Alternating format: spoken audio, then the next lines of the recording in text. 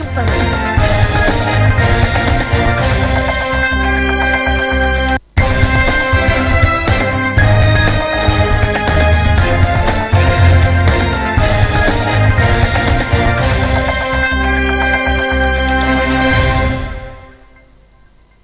Mesdames, Messieurs, bonjour. J'espère que vous allez bien. Bienvenue sur les antennes de For You Media Africa. Dans le cadre de votre émission, on remue l'actu de ce 4 novembre 2022. C'est vendredi, le début du week-end. J'espère que vous avez passé un excellent moment avec nous durant toute la semaine. Le sujet du jour nous conduit au Sénégal. Le principal opposant sénégalais Ousmane Sonko a été auditionné hier du côté de Dakar au Sénégal. À qui profite le scénario? On en parlera tout au long de cette émission avec notre consultant permanent, M. Noumbissi Wafo. On aura également l'info du jour, les unes du jour et l'image du jour. Ils sont également sur ce plateau. Je vais commencer par les dames. Comment je vais me la qualifier? Je sais qu'aujourd'hui, c'est son jour préféré. Vendredi Peace. Bonjour, coach. C'est une journée sainte. Voilà. Pas seulement pour la communauté musulmane, mais je sais pas, elle a une saveur. Elle a quelque chose de particulier cette journée. En tout cas, à titre personnel, j'ai le sentiment que tout va toujours pour le mieux. Du coup, tout va pour le mieux pour nous et on est content de vous retrouver pour cette dernière de la semaine. On partira forcément avec un pincement au cœur, mais on engage également les vendredis forcément avec un pincement au cœur, à savoir que vous avez été là tout au long de la semaine à nous suivre. Donc, bien le bonjour encore à vous aujourd'hui. Merci, Kwetu. Il est également là. Kumabité, bonjour. Bien, bonjour Mamuto, bonjour à nos chers téléspectateurs, bonjour à l'Afrique, bonjour à tous ceux qui nous regardent, qui sont toujours connectés sur la chaîne For You Media Africa dans le cadre de notre émission On remue l'actualité, une émission donc qui passe de lundi à vendredi lorsqu'il est 10h45. Et Mamuto, oui, je suis un peu content ce matin parce que c'est le début du week-end, c'est vendredi. Et le vendredi, ça nous permet quand même de souffler légèrement, mais ça ne veut simplement pas dire qu'il n'y a pas le travail, et le boulot continue. Quelque chose de prévu pour nous? Peut-être c'est pour festoyer la surprise que l'un de nos collègues a reçue ce matin, c'est-à-dire, on garde le secret, un téléphone un peu plus... Donc on va festoyer tout à l'heure, je crois que la personne nous regarde ou alors la personne est juste à côté de moi. De toutes les façons, c'est le vendredi, donc un vendredi, peace, un vendredi où on s'amuse généralement. Avec toi, on aura l'info du jour. Tu nous conduiras dans quelle capitale africaine? Et Mamoto, aujourd'hui, on va faire un tour en Guinée où on va parler donc du nouveau gouvernement guinéen qui ordonne donc la poursuite pour corruption contre Alpha Condé et 180 autres membres du gouvernement. Donc après donc son arrestation en fin 2021, Alpha Condé donc a été donc poursuivi par celui-là qui a été comme son fils, celui-là donc qui a été comme son bras droit qu'il a renversé bien après. Et puis on aura donc la quintessence de cette information au cours de cette émission. Je pense quand il sera 11h, passé peut-être de 5-10 minutes par là. Effectivement. À présent, l'essentiel de ce que vous êtes censé savoir, le sujet du jour.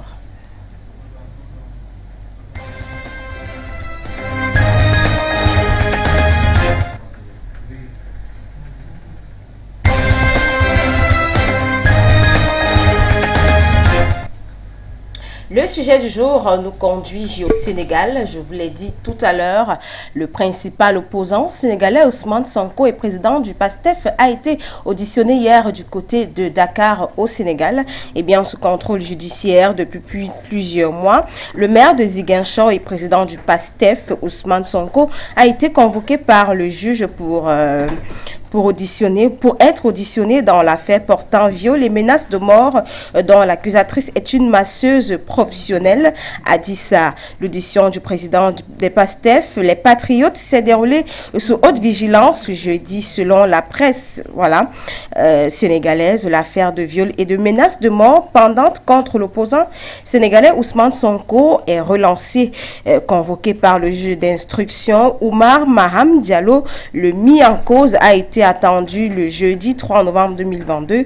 C'est la toute première audition sur le fond pour Ousmane Sonko après 2 ans Voilà, 2 ans après que Adji Sarr, une masseuse professionnelle qui l'accuse de viol et de menace de mort, a porté plainte contre lui le 2 février 2021. La première convocation de l'opposant avait tourné court au mois de mars 2021, arrêté alors qu'il se rendait au tribunal.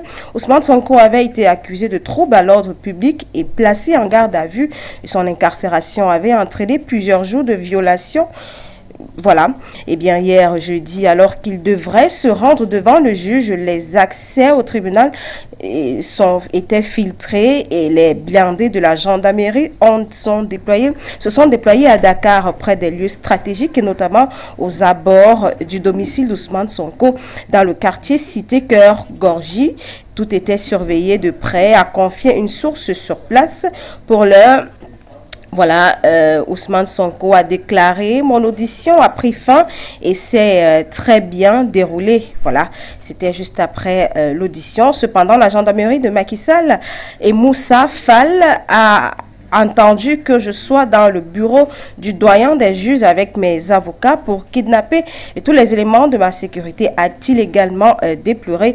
Mais selon un communiqué du procureur de Dakar, dont Bénin Web TV a pris connaissance, les 6 gardes de M. Ousmane Sonko ont été arrêtés par des éléments de la section de recherche de Colobane en raison d'une plainte qui avait été déposée contre eux suite aux événements qui ont eu lieu dernièrement à Tiki. Et selon des sources concrètes, Ousmane Sonko exige la libération des éléments de sa sécurité avant de quitter le tribunal. C'est donc hier une conférence de presse du leader de l'opposition est aussi annoncée pour ce vendredi 4 novembre. Voilà, mesdames, messieurs, c'est le sujet du jour qui nous ramène, voilà, au Sénégal. Et à présent, on va prendre un reportage concocté par la rédaction de For You Media. C'est tout de suite. Comme plébiscité la veille, c'est accompagné uniquement de ses avocats qu'Ousmane Sonko est arrivé au palais de justice de Dakar ce 3 novembre. Le leader de l'opposition sénégalaise fait face au doyen des juges à la suite des auditions de la plaignante Adji Sarr pour des accusations de viol et menaces de mort qui auraient été perpétrées dans un salon de massage. Cette audition pour des faits de bonnes mœurs est, selon Ousmane Sonko, un piège du président Macky Sall, une tentative de déstabilisation en vue des présidentielles 2024 et a appelé la veille du procès au calme et à la retenue de ses partisans. Nous n'en sommes pas là, chers compatriotes. Et c'est pourquoi je vous demande solennellement de vaquer à vos occupations, de ne pas venir chez moi, ni au tribunal, de ne pas vous attrouper, parce que c'est une procédure ordinaire. Ça ne se jouera pas demain. Nous n'avons pas à tomber dans le piège de Macky Sall. Ce monsieur est fini. Il lui reste 16 mois à la tête de ce pays et il part. La mise en examen d'Ousmane Sonko au début de cette affaire avait déclenché une émeute et fait une dizaine de morts. Cette fois, le leader du PASTEF et de la coalition Yewwi Askan Wi sait pouvoir compter sur le soutien de ses camarades de partis politiques de l'opposition, dont Déthié Fall, président du Parti républicain pour le progrès, le PRP, et bien d'autres encore. On appelle à nos concitoyens. Nous leur dirons qu'aujourd'hui la situation est grave. Elle l'a toujours été depuis 2012, mais encore plus aujourd'hui. Nous leur demandons de ne laisser rien passer. Nous leur demandons de se tenir debout et de faire bloc avec cette opposition, avec la coalition Yewwi Askan Wi, pour faire face à ce président de la République obsédé par une 3e candidature. Tous ces stratagèmes, tous ces subterfuges, leur soubassement n'est rien d'autre que vouloir poser une 3e candidature. Des procès similaires avaient eu raison de la carrière politique de l'ancien maire de Dakar, Khalifa Sall, ou encore de l'ancien ministre Karim Wade, fils de l'ancien président Abdoulaye Wade.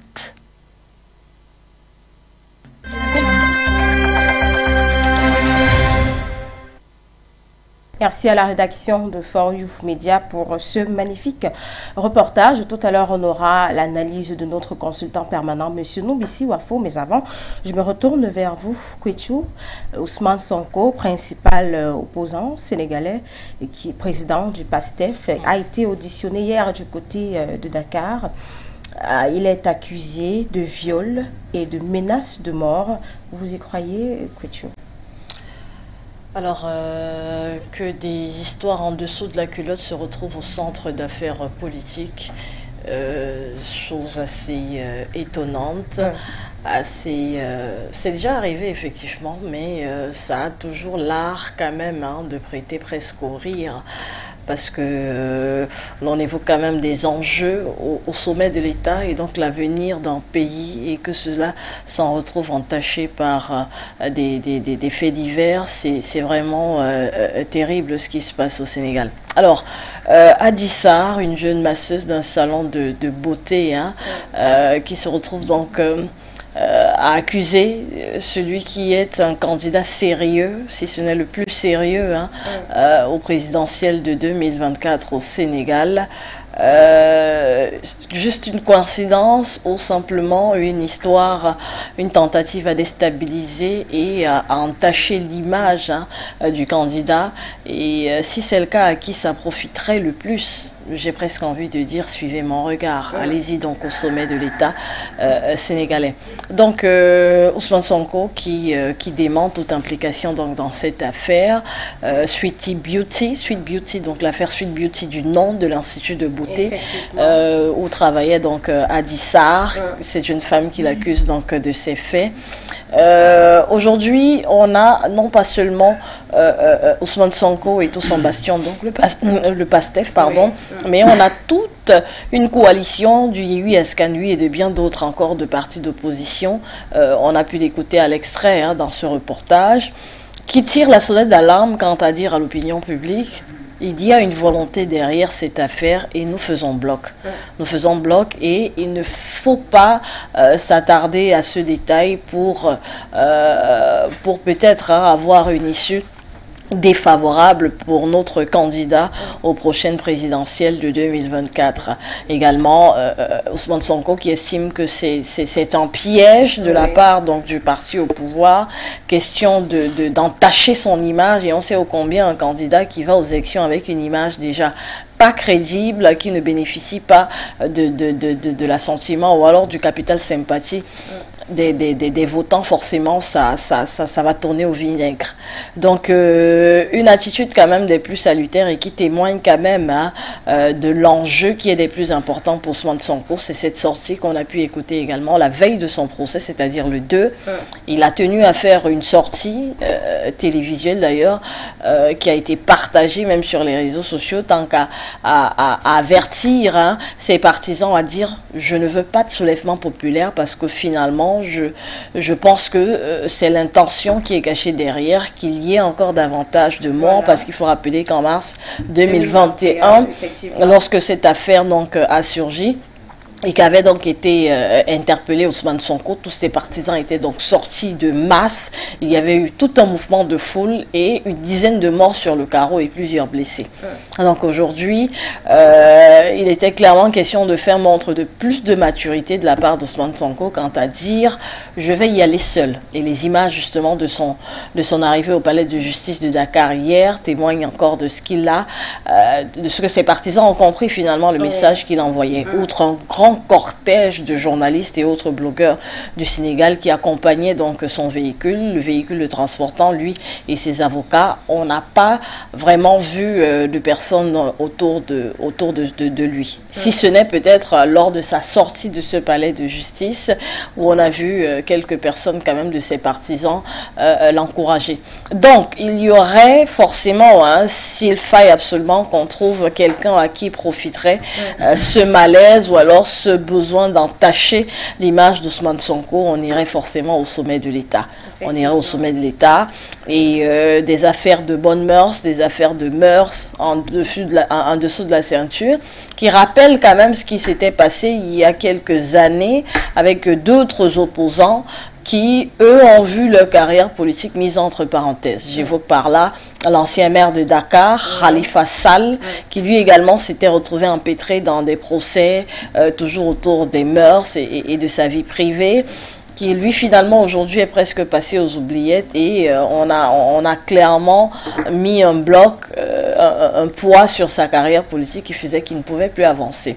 Autre personne également qui s'était retrouvée dans des affaires d'atteinte à sa personnalité, Karim Wade, le fils de l'ancien président Abdoulaye Wade, qui du temps donc était ministre et qui finalement au sortir du procès n'a plus pu sortir la tête de l'eau et redonner quand même, de remettre sur les rails sa carrière politique. Est-ce que c'est ce qui est en train de se dessiner pour... Malheureusement, l'on craint effectivement que le même scénario qui s'est passé avec les autres ne soit destiné finalement à Ousmane Sonko.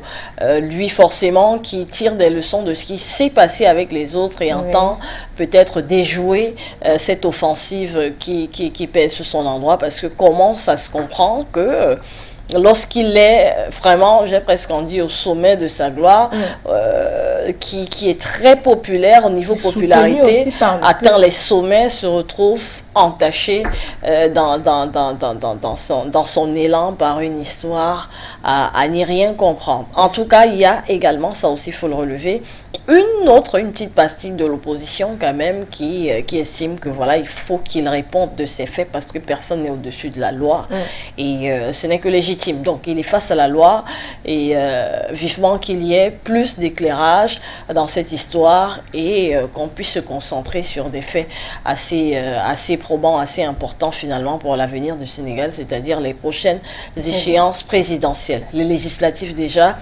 ont connu quand même une relative victoire de l'opposition Yewwi Askan Wi, qui a connu carrément dans les derniers jours des élections le soutien de personnalités dont on n'aurait même pas imaginé qu'elles apporteraient leur soutien. Je pense notamment à Abdoulaye Wade qui a rejoint dans la coalition. Question encore de faire bloc à Macky Sall, à qui on prête des intentions plus qu'évidentes de tentatives à briguer en 3e mandat. Lui qui en est donc à la fin de son 2e. Et il était question de faire blocus. Ne s'est pas encore prononcé, et n'a pas encore confirmé une candidature. Effectivement, il ne dit rien. Il ne dément pas, tout comme il ne confirme pas tout ce qui lui est prêté comme intention. Mais on l'écoutait encore pour l'opposition. Il n'est pas question de lui laisser cette possibilité donc à pouvoir briguer un 3e mandat. Donc c'est un peu cela, ce qui se passe aujourd'hui dans la scène politique sénégalaise. Merci Kwetu. Koumbabité, Ousmane Sonko, auditionné, c'était hier. À qui le profit le scénario? Voilà. À qui profite le scénario? Je voudrais simplement embrayer le pas à tout ce que Kwetu vient de souligner tout à l'heure. Vous savez, on parle on parle de cette affaire d'Ousmane Sonko. Vous savez, c'est pas la première fois qu'il a été auditionné comme ça. Je crois que c'est la 2e fois, parce que la première fois, on l'avait accusé de trouble à l'ordre public. Il s'agit bien évidemment des années 2021 et où il y a même eu des violences. Je pense pratiquement 14 dizaines, voilà. Donc, du coup, à qui profitent ces accusations, ou alors à qui profite ce problème en réalité? Il faut dire ici que, vous savez, la politique, je le dis toujours ici, que la politique a les mains sales. Celui qui veut faire la politique ne doit jamais avoir les mains propres. Et ça se confirme au jour, parce que on se rend compte que, étant donné qu'Ousmane Sonko est le seul leader de l'opposition déjà, face à Macky Sall, ça devient compliqué et déjà il faut toutes les cartes sont bonnes pour gagner la bataille. Je me dis aujourd'hui que si l'image d'Ousmane Sonko est salie, au moins à un moment donné ça va jouer à l'avantage de celui qui c'est-à-dire de son rival candidat. Donc on sait très bien qui peut se cacher derrière cette affaire, parce qu'on ne peut pas affirmer puisque on n'a pas les preuves de ce que nous avançons. Donc on peut comprendre que il est touché par rapport à son statut de leader de l'opposition. On en a vu dans d'autres pays où lorsque le candidat unique est confronté à d'autres candidats, ça devient très compliqué et à un moment donné il faut jouer le jeu de la ruse, et c'est ce qui se passe. Et on a des pays comme ça qu'on peut citer, notamment en Côte d'Ivoire, notamment au Tchad, bref, tous les autres pays d'Afrique d'ailleurs. Donc aujourd'hui, on peut simplement dire que le gouvernement en place peut avoir une place à jouer ou alors un très grand rôle à jouer dans cette affaire d'Ousmane Sonko, puisque vous avez parlé tout à l'heure d'affaires en dessous de la culotte qui se retrouvent à la justice, chose qu'on ne sait même pas si c'est vrai, ou on se pose même les questions de savoir, mais la victime, qu'est-ce qu'elle a dit, puisque d'après les informations que nous avons reçues, elle avait porté plainte. Oui, elle a porté plainte, mais est-ce qu'elle était là? C'est la question. Est-ce qu'elle était là lors de l'audition de Ousmane Sonko? Ça, on ne sait pas. Peut-être demain ou après-demain, on aura d'autres informations là-dessus. Mais on se pose la question aujourd'hui qu'en réalité, qu'est-ce qu'elle-même me dit si elle a porté plainte? Porter plainte ne voudrait pas simplement dire qu'on t'accuse. Je peux porter plainte, mais je ne t'accuse pas. Je peux simplement porter plainte et dire que, bon voilà, j'ai été victime de telle chose et je suspecte telle personne, mais je n'affirme pas. Ils sont arrivés à ce niveau de justice. C'est juste pour comprendre qu'à un moment donné, c'est ce que je suis en train de dire. Sérieuse. Tout à fait. Voilà pourquoi je suis en train de dire que à qui profite cette affaire, on sait très bien à qui profite cette affaire. Ou alors à qui pourrait profiter cette affaire, on sait très bien que Macky Sall aujourd'hui, qui est le président du Sénégal, est en train de voir, parce que les élections sont prévues en 2024, c'est-à-dire pratiquement dans 14 mois, c'est-à-dire dans 14 mois, un an, 2 mois par là. Et on voit très bien que la période elle est très courte. Alors il faut faire vite. Il faut utiliser tous les moyens, comme j'ai dit tantôt, pour essayer de remporter la bataille. Et alors, il faut même dire que Ousmane Sonko est arrivé c'est juste une façon de parler, hein, est arrivé à prendre même la femme et lui dire, bon voilà ce que je pense de toi. Donc du coup, tout cela est exposé et du coup, ça a l'avantage de celui qui sait en fait que il a face à lui un grand rival, parce que Ousmane Sonko, bien évidemment qu'il est né en 1974 par là, on sait très bien que c'est un jeune, voilà, un jeune Sénégalais qui gagne en expérience du jour en jour, tout à fait. Il était candidat aux dernières élections. Tout à fait. Donc, du coup... et les années passant, il continue de gagner en popularité. Voilà, donc du coup... il faut simplement dire qu'on attend 2024. De toutes les façons, il a bien signalé, il a bien souligné hier que ça s'est bien passé, l'audition s'est bien passée.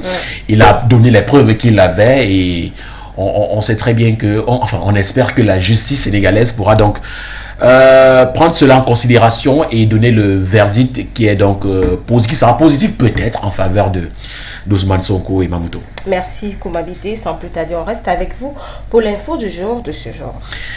Voilà, on va rester avec moi pour l'information du jour, c'est-à-dire la dernière livraison de la semaine. Il s'agit bien évidemment, comme à l'entame de l'émission, on parlait du nouveau gouvernement guinéen, donc qui ordonne la poursuite donc pour corruption contre Alpha Condé et pratiquement 480 administrateurs civils donc de ce côté-là, les militaires qui ont donc pris le pouvoir. Je pense que la réalisation va pouvoir nous montrer voilà l'image. Merci à la réalisation.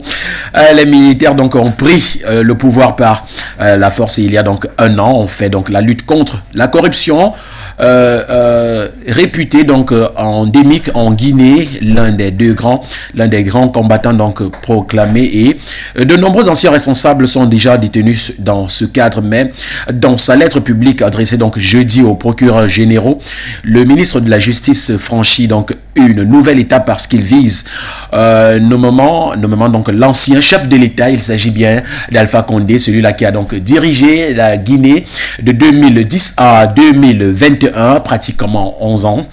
11 ans par là, et donc un grand nombre de ces cadres lorsqu'il était au pouvoir. Parmi eux, l'ancien premier ministre, il s'agit donc bien évidemment d'Ibrahim Kassouri, voilà, Fofana, et une quarantaine d'anciens ministres donc comme Mohamed Diané à la défense, Mamadi Camara à l'économie. On peut citer plusieurs, donc un certain nombre de conseillers à la présidence sous le régime Condé donc sont également cités.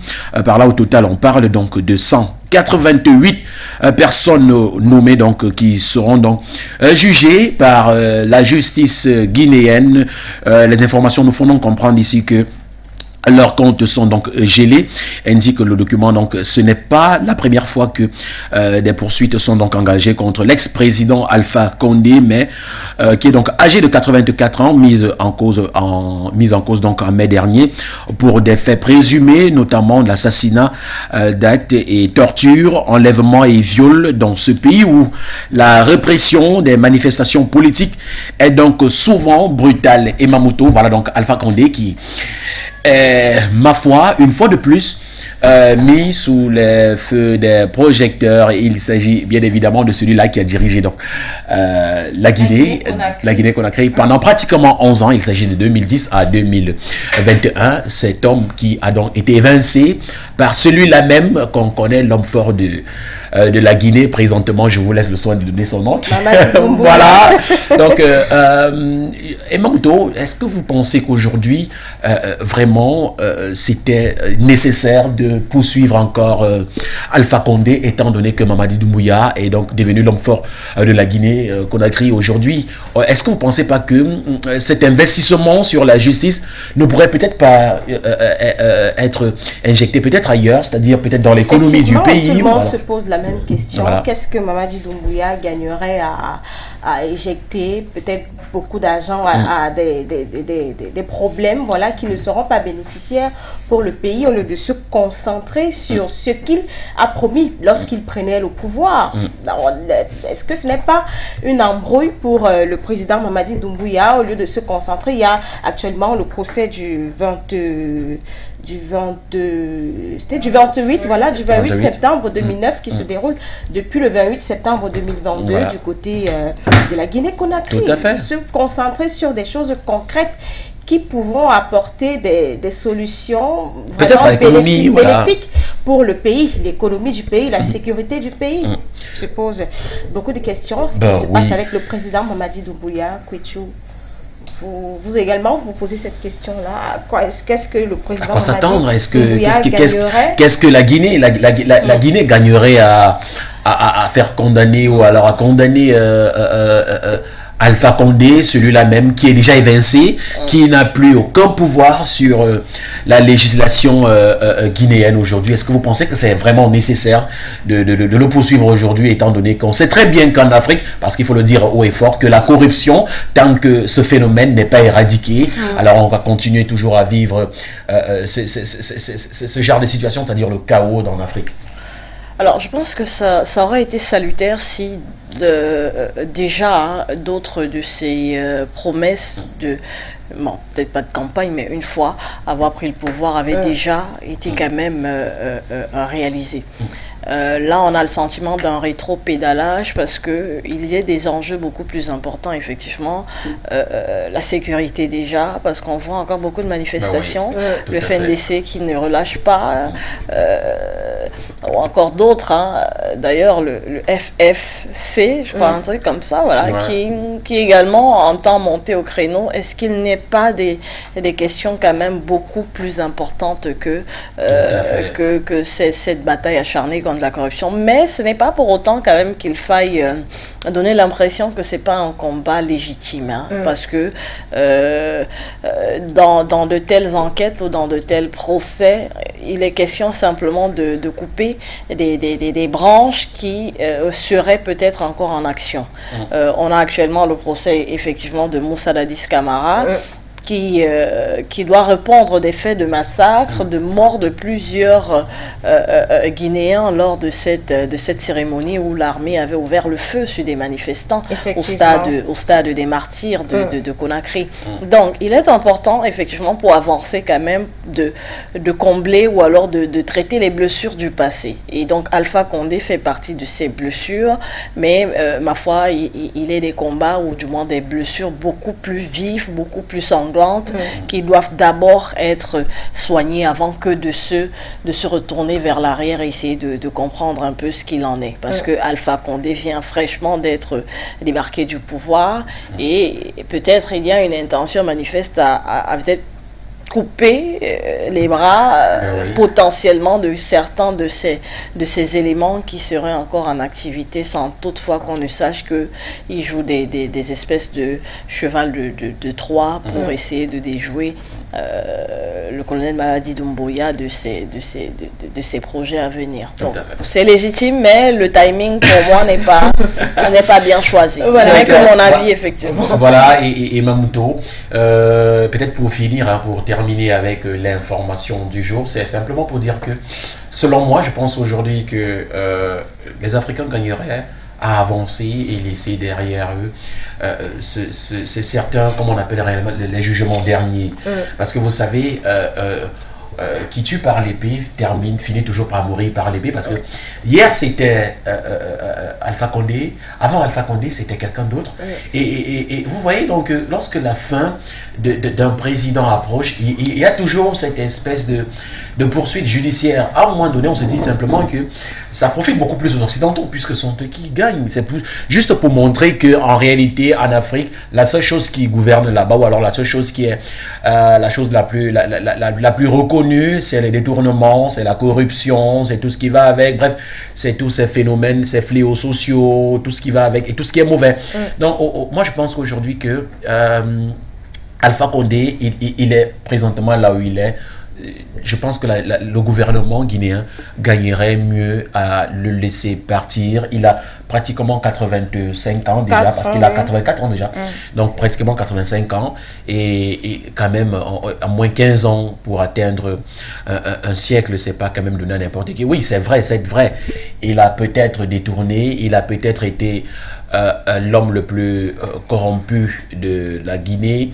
Il a peut-être été à l'origine des violences, mais à un moment donné, quand ça finit, il faut simplement tourner la page et regarder plutôt vers l'avant. Et Mamouto, c'était donc la fin de l'information du jour. On se retrouve donc lundi pour d'autres nouvelles informations, ce qui concerne ma rubrique sur On remue l'actualité. Mamouto.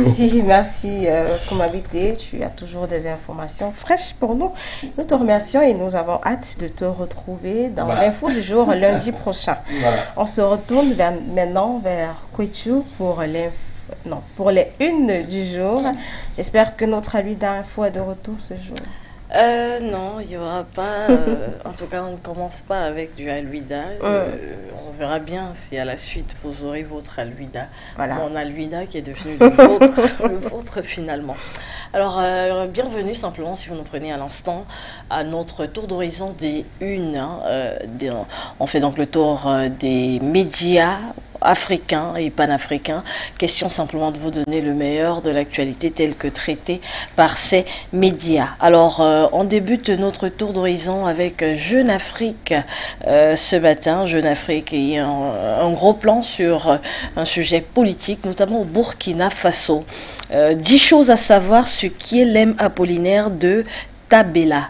Qui est-il? Il s'agit simplement du Premier ministre de transition du côté du Burkina Faso, qui à la surprise générale a été nommé il y a quelques jours par Ibrahim Traoré. C'était exactement le 21 octobre dernier. Avocat catholique, fervent partisan de l'idéologie de Thomas Sankara.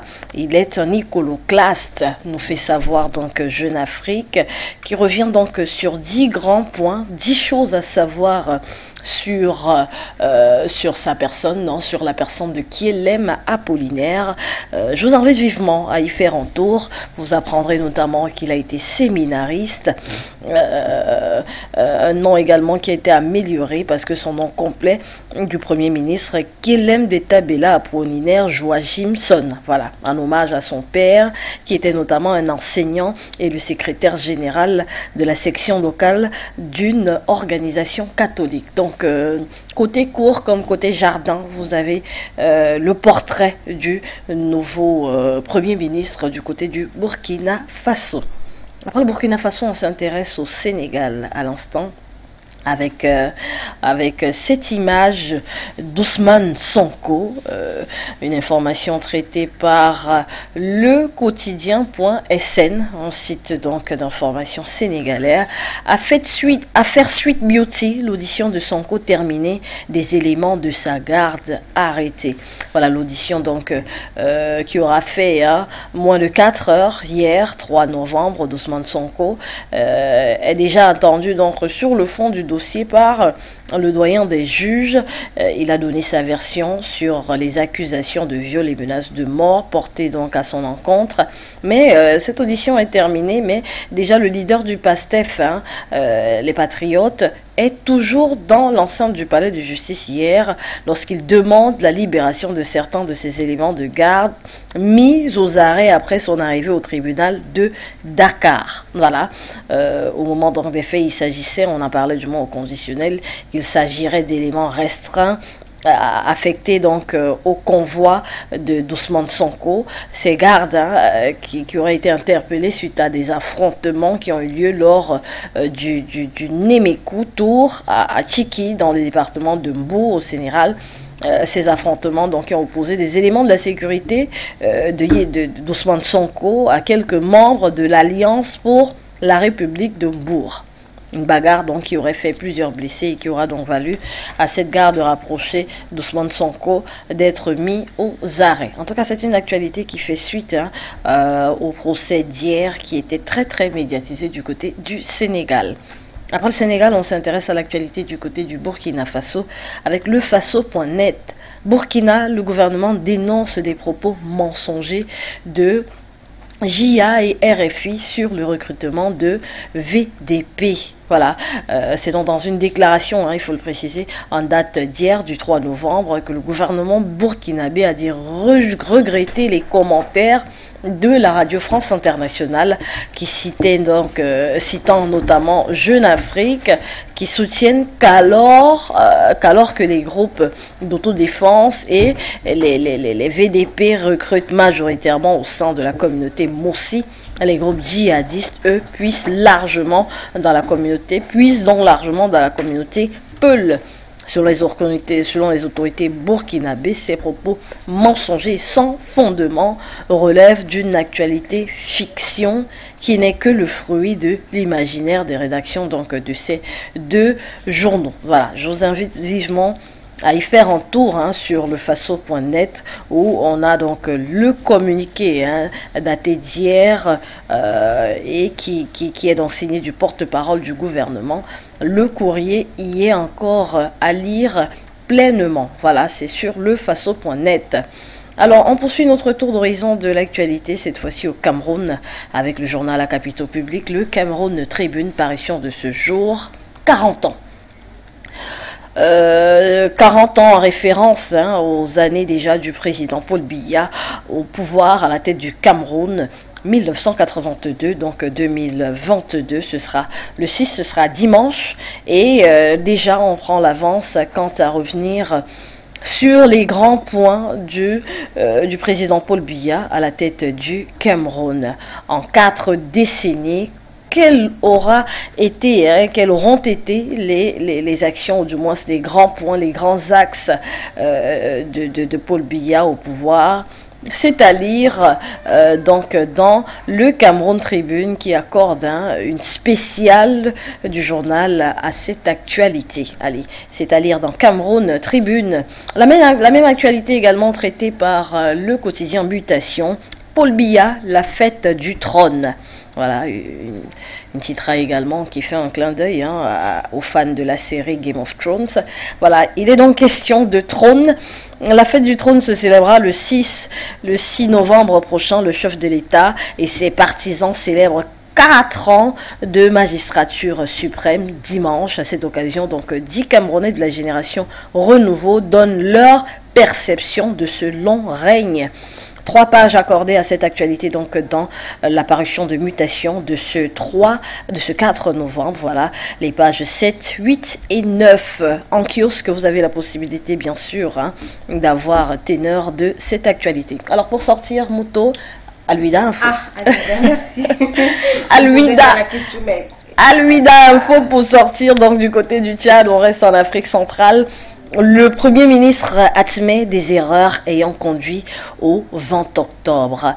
20 octobre date bien sûr des manifestations qui auront fait plus d'une 50aine de morts du côté du Tchad. Le Premier ministre Saleh Kebzabo estime que les événements donc du 20 ont basculé et mis à mal le pays. Pour lui, il y a ceux qui qui respectent la loi, ceux qui sont en train de bâtir la démocratie et d'autres qui vont simplement à l'encontre et donc qui nagent à contre-courant. Les auteurs du 20 octobre ont un plan insurrectionnel selon le Premier ministre tchadien qui ne date pas du 20 octobre et qui date d'au moins 2 ans auparavant. En tout cas, je vous invite vivement à lire cette sortie donc du Premier ministre tchadien qui revient sur ces événements assez malheureux finalement du 20 octobre dernier. Allez, sur ce, c'est bon. Tout le monde est servi. Bien le bonjour à toute la rédaction d'Aluida Info. Voilà. Il paraît-il, je vous aime bien. Et j'espère. Nous vous aimons bien. Merci Kéchou, merci de nous avoir baladés dans ces différents kiosques des capitales africaines pour cette dernière production de la semaine. On aura le plaisir de vous retrouver et de retrouver Aluida Info lundi pour de nouvelles informations. Le meilleur de l'information. Si c'est pas chez Aluida, ce sera bien ailleurs. Aluida, notre préféré. On va faire les jaloux chez d'autres médias. Voilà, elle est déjà dans ce studio J Futso pour le flash d'informations en langue anglaise. C'est tout de suite.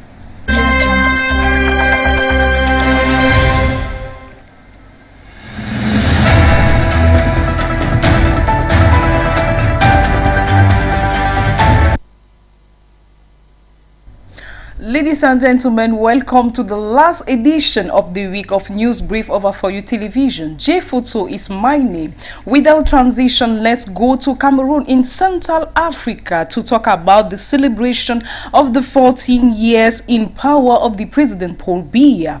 Cameroon's government and its supporters are holding event this week ahead of Celebration Sunday marking President Paul Biya's 40 years in power.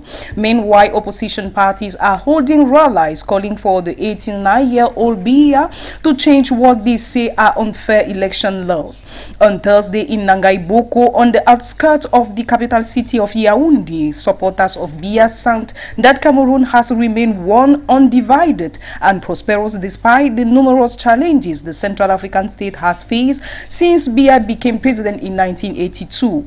Biya's Cameroon People Democratic Movement, or CPDM, said it dispatched party officials to towns and villages to organize conferences and mobilize more support for the 89-year-old leader who it said has achieved a lot for the country.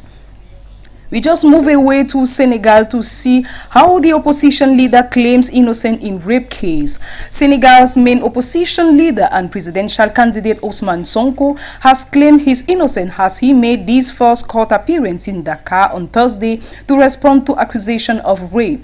He has contested the fact and has dismissed the accusation. He provided all the evidence of his innocence, said one of his lawyers, Bamba Sissé. The 48-year-old politician who came third in the last presidential election and plans to run against in 2024 has been accused for raping an employee of a beauty salon where he was getting a massage. Sonko tweeted after the 3-hour hearing that he believed it had gone very well.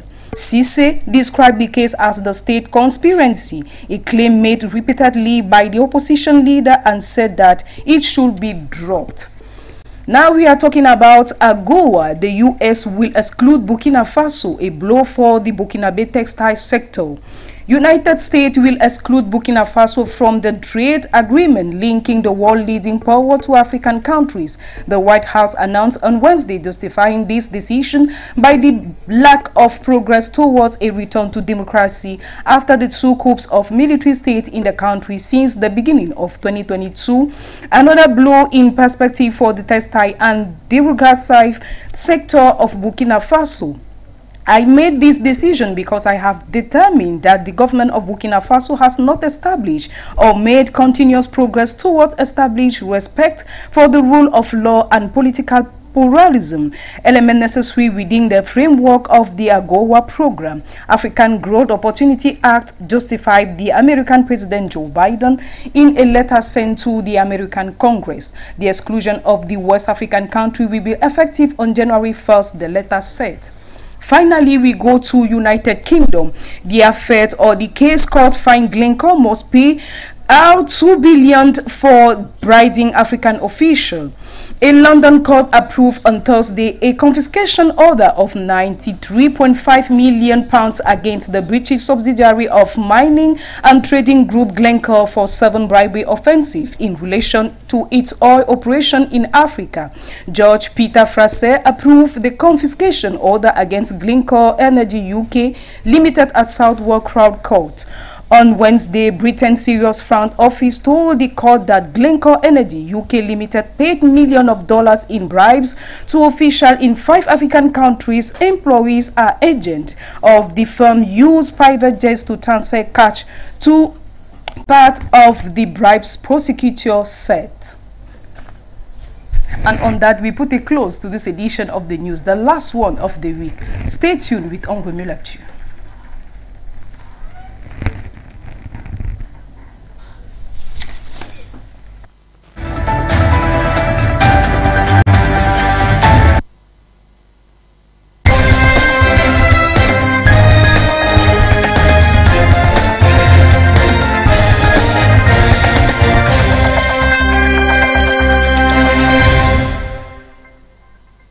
Mesdames, Messieurs, vous êtes toujours sur les antennes de For You Media Africa, For You Télévision, For You Radio 96.3 FM, également sur nos différentes plateformes, notamment YouTube et Facebook. Vous pouvez également participer à cette émission, donner votre avis par rapport à cette thématique du jour qui nous a conduit au Sénégal, notamment le principal opposant Ousmane Sonko a été auditionné hier du côté de Dakar. Voilà à qui le profite de ce scénario. Est-ce qu'on a finalement, M. Noumbissi Wafo en ligne?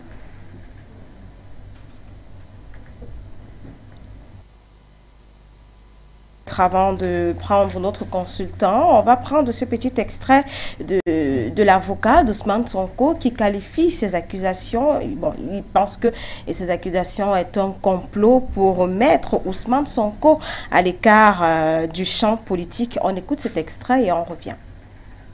Il a répondu à toutes les questions qui lui ont été posées par le doyen des juges. Il a, comme vous l'imaginez d'ailleurs, contesté les faits. Et il a démonté l'accusation. Il a fourni toutes les preuves de son innocence.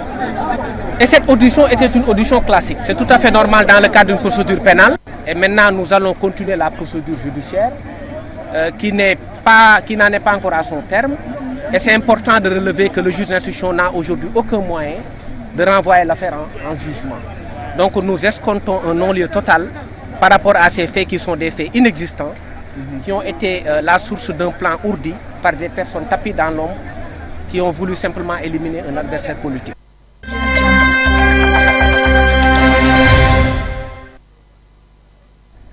Voilà, c'était Bamba Sissé, l'avocat du leader du parti d'opposition, le PASTEF, Ousmane Sonko. On a finalement M. Noumbissi Wafo en ligne. Bonjour M. Noumbissi Wafo. Merci, bonjour Mamouto, bonjour à tous ceux qui t'entourent en studio, bonjour aux techniciens, bonjour aux nombreux téléspectateurs de For You Media. C'est un plaisir de vous retrouver pour cette dernière production. M. Noumbissi Wafo, bienvenue. Merci à vous. Voilà, M. Noumbissi Wafo, aujourd'hui on s'intéresse au Sénégal, notamment l'audition du principal opposant sénégalais Ousmane Sonko qui a eu lieu hier du côté de Dakar au Sénégal.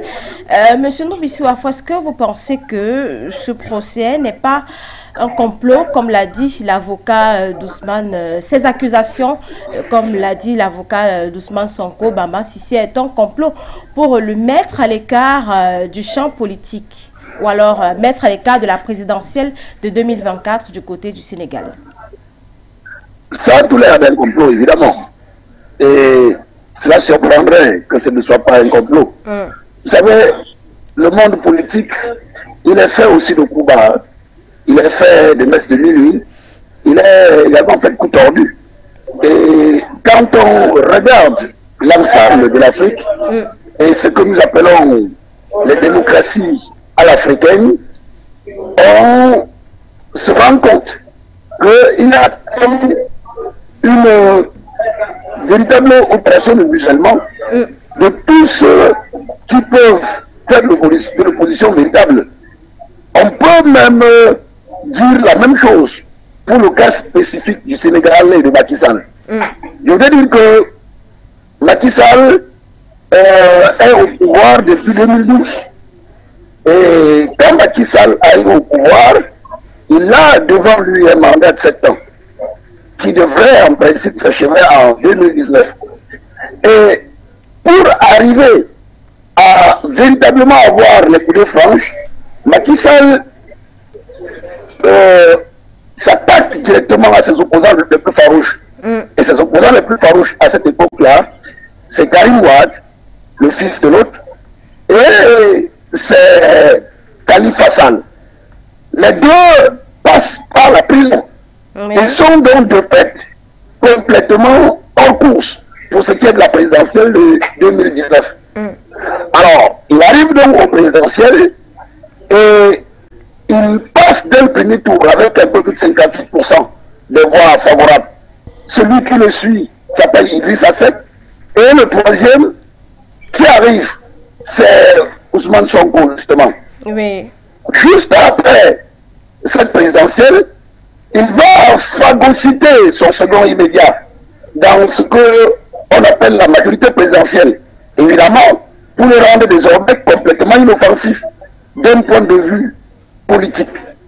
Et il ne reste donc plus alors que Sonko qui lui-même a un passé qui n'est pas du tout paisible avec le président Sall. Je rappelle que Ousmane Sonko, c'est un ancien fonctionnaire inspecteur des impôts et domaines. Et en 2016, Macky Sall a signé un décret présidentiel pour le radier de la fonction publique. Évidemment, le prétexte pour la raison qui avait été avancée à l'époque, c'était un manquement manquement à la réserve. Oui, manquement au devoir de réserve, pour être plus précis. Et donc, quand cela se passe comme ça, et puis ça se passe justement parce que on note quand même chez Sonko une certaine détermination à dénoncer la corruption qui mine le secteur des impôts au Sénégal. Et quand cela se passe comme ça, Sonko donc, qui bénéficie de la place vide laissée par Idrissa Seck et Karim Wade, se positionne comme le véritable challenger de Macky Sall. Oui. Et en 2021, au moment où on s'approche des élections présidentielles, parce qu'il faut rappeler qu'en même temps, la Constitution a été modifiée en 2016 et que on est passé du mandat de 7 ans au mandat de 5 ans, renouvelable une seule fois, c'est-à-dire que vous ne pouvez pas faire plus de 2 mandats. Au moment où on approche des élections de 2024, en 2021 donc, comme par hasard, Ousmane Sonko est accusé d'avoir violé une masseuse professionnelle à Dakar. Oui. Je rappelle qu'Ousmane Sonko est maire de Ziguinchor. Et il est donc accusé d'avoir violé une masseuse professionnelle du nom de Adir, je crois, Sec. Adissa. Et donc, quand cela se passe comme ça, il est convoqué par la justice. Et cette convocation-là, qui est suivie par une garde à vue, entraîne des échauffourées, entraîne des émeutes qui débouchent sur 14 morts sur le carreau. Et donc, la procédure prend un coup de sursis et est ressuscitée donc hier avec toutes les mesures de sécurité qu'on peut imaginer. Et l'autre coup de théâtre qui s'est produit, c'est-à-dire que on arrête 6 membres de la garde personnelle de Ousmane Sonko pour essayer de garder.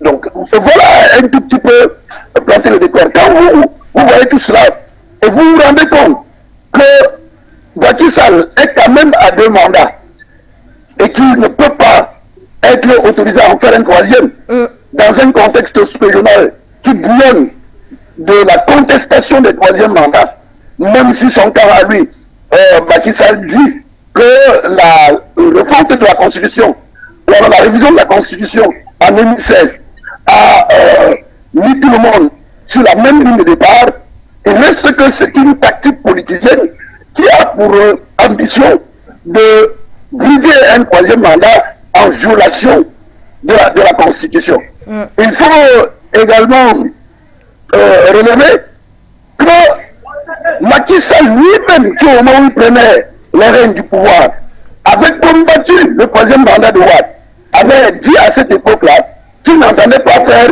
plus de 2 mandats. Mais depuis un certain moment, et surtout depuis qu'il a brigué la présidence la deuxième fois, Macky Sall entretient un flou, une ambiguïté sur son intention réelle. Oui, parce que jusqu'ici, il ne à briguer un troisième mandat. Oui. Évidemment, ce qui crée des tensions sur la scène politique et ce qui laisse clairement croire qu'il est dans une dynamique, avec ce qu'il avait déjà fait par le passé, avec cette nouvelle affaire de son côté, il est dans une dynamique qui consiste à décapiter ou à museler l'opposition pour être encore une fois de plus seul sur sur les starting blocks de la présidentielle en termes de candidats qui pèsent politiquement au Sénégal. C'est dommage ce qui se passe là. C'est dommage parce que ça ne crédibilise pas nos démocraties. C'est dommage parce que ça ne va pas créer forcément des tensions. Quand on sait que la sous-région, il y a plusieurs personnes il y a plusieurs chefs d'État qui ont été évincés justement parce qu'ils étaient dans la tentative de modifier la constitution pour se représenter une troisième fois, on se dit que c'est bien dommage que cela arrive parce que au lieu de préférer la paix pour la population, des présidents de la République en Afrique préfèrent forcer ou alors passer en force pour obtenir des mandats illimités et s'éterniser au pouvoir. Violant ainsi l'un des principes sacrés de la démocratie qui est l'alternance au pouvoir, évidemment qui passe par la limitation des mandats présidentiels. Donc on ne peut pas ne pas voir derrière cette histoire avec le précédent qui a eu en Afrique et surtout au Sénégal, avec ce qui a eu jusqu'ici avec Macky Sall lui-même, on ne peut pas ne pas y voir une odeur de politique politicienne qui a pour vocation d'empêcher à son corps de se présenter comme le véritable candidat, enfin, comme le candidat le plus sérieux pour être présidentiel en 2024. Mais c'est sans compter avec la détermination de son corps lui-même qui dit que rien, absolument rien, surtout que l'ordre dirigeant ne lui empêchera pas à lui d'être candidat à cette élection présidentielle et donc de briguer la présidence de la République du Sénégal. Merci, M. Noumbissi Wafo. Le temps nous tient à la gorge. On aimerait bien poursuivre avec vos analyses, mais le temps ne nous permet pas. Merci d'avoir participé à cette dernière production de la semaine. C'est moi qui vous remercie, Mamouto. Au revoir et bon week-end à vous là-bas. Merci, bon week-end également à vous. Voilà, on va peut-être sortir avec vous, Kwechu, avec l'image du jour. Alors l'image du jour, c'est celle d'un jeune Camerounais, journaliste notamment, et si son nom ne vous dit a priori rien, le sujet qu'il évoque dans son livre forcément vous dira quelque chose. Il s'agit du journaliste Renaud Eboto. Renaud Eboto, qui est donc l'auteur d'un livre, un livre qui traite de la catastrophe d'Ezeka. Ezeka, vous voyez donc le train qui a déraillé il y a quelques années.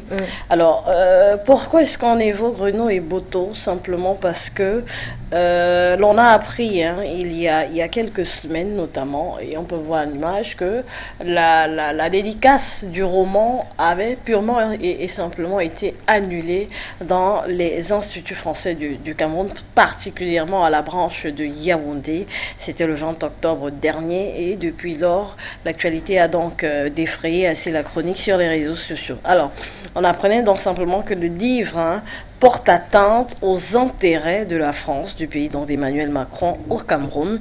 Et c'est donc une triste histoire qui alimente la toile depuis quelques jours déjà, après donc l'interdiction donc de la Camerounaise, il faut le préciser, Nathalie Yamb, sur le territoire français. Le gouvernement français, via forcément l'Institut français donc du Cameroun, antenne de Yaoundé, a interdit la signature du roman du journaliste camerounais Renaud Eboto, un livre dont la dédicace était prévue donc le 20 octobre. Le titre du livre, c'est Ezeka dans le train de la mort, qui devait avoir lieu le 20 octobre. Alors, les raisons étant simplement que dans ce livre, le prétexte de cette interdiction, c'est que le livre porte atteinte aux intérêts de la France et des entreprises françaises au Cameroun. Rappelons qu'il s'agit d'un accident ferroviaire qui avait fait 79 morts selon les chiffres officiels et environ 551 blessés. Voilà, la cérémonie de dédicace a été interdite simplement parce que dans ce roman, il est des noms dits officiellement de cet événement ferroviaire que le journaliste évoque dans ce livre. Il est déjà à préciser que l'entreprise donc qui était en charge de l'entreprise ferroviaire était quand même Bolloré. Bolloré, qui n'est nul autre qu'une entreprise détenue par le multimilliardaire, le milliardaire français. Oui. Voilà, donc des milliers de morts. Quelle avait été finalement la main ou alors le rôle joué par ces entreprises françaises dans le déraillement du train? Pour mémoire, il faut préciser que l'accident ferroviaire était un déraillement survenu le 21 octobre précisément 2016 à 13h30 près de la gare d'Ezeka sur la ligne Douala-Yaoundé, c'est bien sûr au Cameroun. La taille du train, il faut le préciser, avait été doublée, 16 wagons au lieu de 9 habituellement, et l'accident donc avait finalement fait des dizaines de morts du côté du Cameroun, et jusqu'à aujourd'hui on ne sait pas quelles sont exactement les révélations que Renaud Eboto entendait faire dans ce livre et dans cette dédicace qui a autant fait peur à la France au point où la dédicace a purement et simplement été annulée. Merci Couture. On aura peut-être le temps de revenir parce que c'est un sujet très important de revenir sur ce sujet la semaine prochaine, mais à présent on va sortir avec quelques messages apparus sur notre page Facebook For You Media Africa avec Koumabité. Merci et Mamouto, on va sortir comme vous l'avez dit avec ces messages. Il s'agit bien évidemment de Drame Issa qui manifeste plutôt sa joie. Quelle joie pour moi de suivre For You Media en direct, surtout lorsqu'il est 11h, 10h en Mauritanie où retrouve mes confrères, mes préférés. Voilà, je pense qu'il voulait dire mes préférés. Bonne journée à vous. Bonne journée à toi également, toi qui nous suis en direct de la Mauritanie. Voilà, on va aller un peu plus loin pour d'autres messages. On va aller, voilà. Seydou Ismaël, cool. Merci beaucoup à vous sur For You Media. Voilà. Suleiman Diana qui dit Ousmane Sonko, président. Donc, certaines personnes qui manifestent donc le soutien au président, à l'opposition sénégalaise, à l'opposition sénégalaise, c'est-à-dire à l'opposant Ousmane Sonko, voilà, qui est donc encouragé ici par certains et qui disent, voilà, on a d'autres messages qui sont plutôt, je ne sais pas si je suis obligé de les lire, et Mamouto, voilà. À part Cabral Libi, il faut entrer dans l'histoire des jeunes politiques et il faut organiser les manifestations, soit par le soutien, qui ne soit pas en soutien au RDPC, il faut tricher la jeunesse en Afrique occidentale. Cela est conseillé aux jeunes du Gabon, du Cameroun, en RCA, Guinée équatoriale, déjà en Ouganda. La jeunesse a commencé la lutte, les panafricains sont des escrocs. Voilà, qu'est-ce qu'il veut dire par là, on ne sait pas très. Ne marchez pas avec eux, ils sont des démagogues. Voilà. En fait, nous, on n'est pas là pour faire la promotion de la tisanie ou alors des propos calomnieux, alors haineux. On est simplement là pour faire le round-up de l'actualité et Mamouto. Donc, pourquoi vous qui nous envoyez plein de messages, on va continuer à les lire au courant de l'émission. Merci Koumabité, c'est avec vous que nous mettons un terme à cette dernière production de la semaine de l'émission On remue l'actu. Téléspectateurs et internautes, on aura le plaisir de vous retrouver lundi pour de nouvelles informations au sujet. Et Couture, merci et bon début de week-end.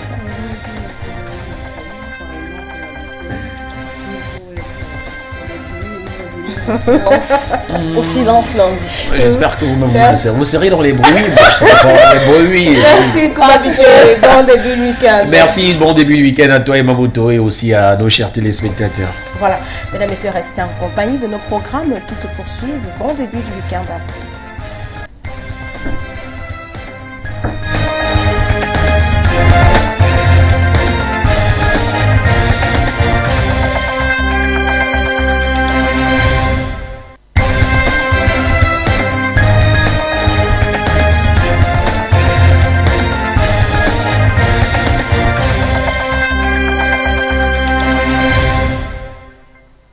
Africaine for You Télévision, une autre vision du monde.